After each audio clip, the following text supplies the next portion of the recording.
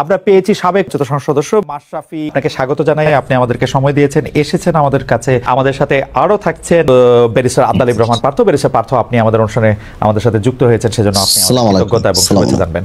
আমি প্রথমে আন্দোলন খুব পরিকল্পিতভাবে চালিয়ে নেওয়া হয়েছে, কিছুই হঠাৎ হয়নি। এই আন্দোলন কি শুরু থেকেই কোটার আড়ালে সরকার পতনের আন্দোলন ছিল? আপনার একটু মন্তব্য শুনতে চাই। আপনি আমাদের একটু বলবেন জুলাই অভ্যুত্থানের ফল। যদি এক কথাই উত্তর দিই তাহলে বলতে হবে যে আমি আসলে ব্যর্থ হয়েছি, এখানে অ্যাবসলিউটলি ব্যর্থ হয়েছি। প্রথম যে জিনিসটা, আর দ্বিতীয় কথা হচ্ছে যে আমি কথা যদি বলতে হতো, ধরেন আমি যদি কথা বলতাম, অবশ্যই যৌক্তিক কোটা সংস্কার নিয়ে যে আলোচনা হচ্ছিল শুরুতে, সবাই যখন চেয়েছিল যে আমি কথা বলি, তখন যৌক্তিকভাবে কোটা সংস্কার হবে সেটা, বা কোটা সংস্কার হতে যাচ্ছে এটা পরিষ্কারভাবে বোঝা যাচ্ছিল, বা আমার কাছে মনে হচ্ছিল যে কোটা সংস্কার হয়তো বা হবে।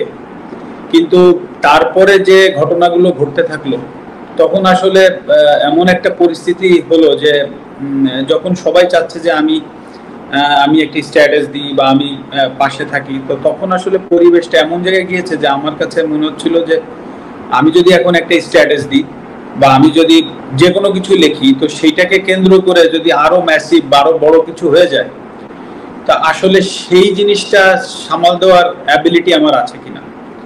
তো সবকিছু মিলিয়ে আসলে ঘটনাগুলো এত দ্রুত ঘটেছে, তো আমার পক্ষে সম্ভব হয়নি। তবে আমি চেষ্টা করিনি সেটা না। এবং আরেকটি বিষয় যে আমি যদি কথা আমি যদি স্ট্যাটাসের ভিতরে সীমাবদ্ধ থাকতে চাইনি, এটা সত্যি কথা। আমি চেয়েছিলাম স্টুডেন্টদের সাথে কথা বলতে, বা আমি চেয়েছিলাম যে তাদের সাথে আলোচনার মাধ্যমে কিছু করা যায় কিনা। হ্যাঁ, কারণ আমি যদি একটা স্ট্যাটাস দিতাম, তাতে করে যা কিছু ঘটেছে, যা কিছু হয়েছে, তার থেকে কম হতো না। বরঞ্চ আমার সার্বিকভাবে আমার যে ভয়টা কাজ করছিল যে আমার স্ট্যাটাসের কারণে বা আমার কোনো একটা ভুল পদক্ষেপের কারণে যদি জিনিসটা আরো বড় হয়ে যায়, তখন সেটা সামাল দেওয়ার আমার ক্ষমতা আছে কিনা।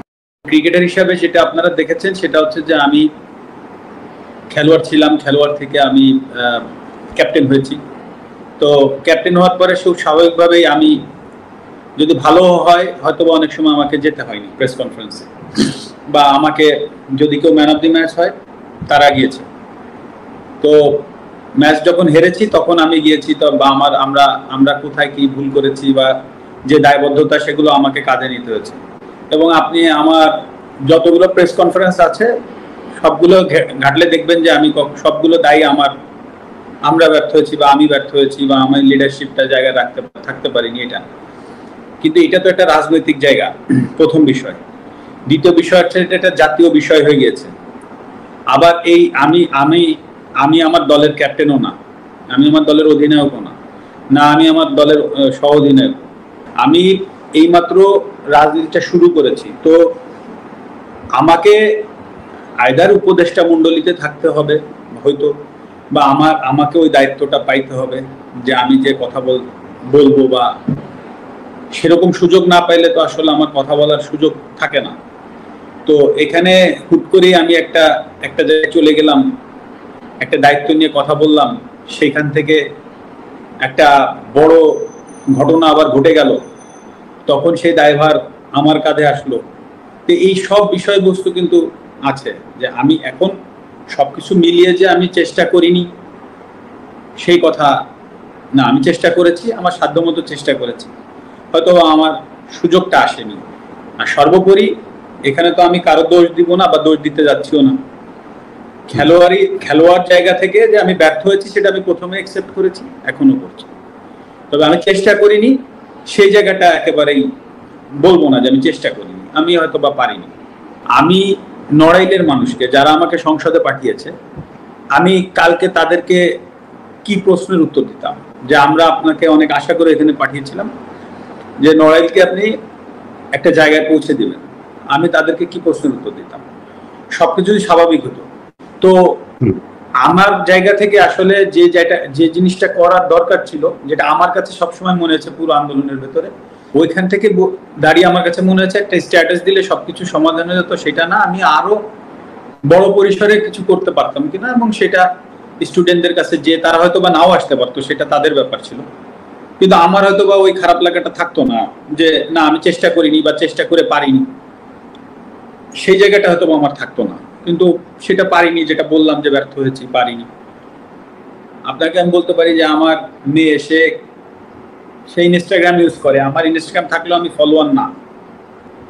তো সে 17 তারিখ থেকে তার ইনস্টাগ্রামে সে অনেক কথা স্টুডেন্টদের পক্ষে লিখে গিয়েছে, বলেছে। তো আমি তো ইনস্টাগ্রাম ফলোয়ার না, তো আমাকে আমার ছোট ভাই বলল যে হুমায়রা বোধহয় স্ট্যাটাস দিচ্ছে, মানে আমার মেয়ে। তো তখন আমি আমার মেয়েকে জিজ্ঞেস করলাম যে তুমি কি স্টুডেন্টদের পক্ষে আন্দোলনে স্ট্যাটাস দিচ্ছ? তো আমাকে বললো হ্যাঁ আমি দিচ্ছি, তোমার কোনো প্রবলেম আছে কিনা? তা আমি বলেছি না, আমার কোনো প্রবলেম নাই। এবং আমি ওকে এটাও বলেছিলাম যে তোমার স্কুল থেকে যদি আন্দোলনে যাই, মেক শিওর যে তুমি তাদের সাথে থেকো।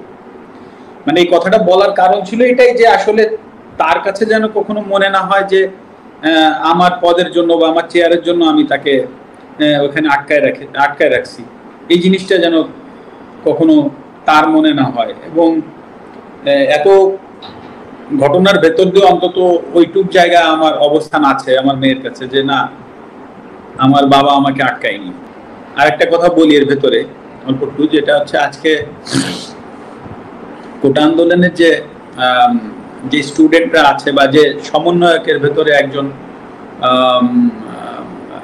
ক্রীড়া মন্ত্রণালয়ের উপদেষ্টা মহোদয় জনাব আসিফ সাহেব যিনি হয়েছেন, আপনি দেখবেন উনি কিন্তু খেলাধুলা নিয়ে এখন থেকে উনি কাজ করবেন, বাংলাদেশের সার্বিক খেলাধুলার বিষয়গুলো নিয়ে কাজ করবেন। এখন যদি আল্লাহ না করুক কালকে একটা প্রবলেম হয়, আল্লাহ না করুক যদি কোনো একটা খেলাধুলায় কোনো জায়গায় প্রবলেম হয়, উনি কিন্তু প্রধান উপদেষ্টা মহোদয় ডক্টর ইউনূস স্যারের কাছে যাবেন, বা সিনিয়র উপদেষ্টা মহোদয় যারা আছেন উনাদের সাথে আলোচনা করে এসেই কিন্তু উনাকে স্টেটমেন্ট দিতে হবে। It's very simple. কারণ উনি একটা দায়িত্বশীল জায়গায় আছেন। তো হুট করেই একটা সমস্যার সমাধান উনি একা কিন্তু এসে এই আপনাদের সামনে মানে প্রেসের সামনে হুট করে বলে ফেলতে পারবে না। তো দায়িত্বশীল জায়গাগুলো কিন্তু অনেক কিছু চিন্তা করে কথা বলতে হয়। তো সেই জায়গা থেকে সেই জায়গাটাই কিন্তু আমি ছিলাম। হ্যাঁ, আপনি আমাকে খেলোয়াড় মাশরাফি বলছেন, আমি সেভাবে উত্তর দিচ্ছি, কিন্তু অ্যাট দ্য সেম টাইমে কিন্তু আমি একটা দায়িত্বশীল চেয়ারে বসেছিলাম।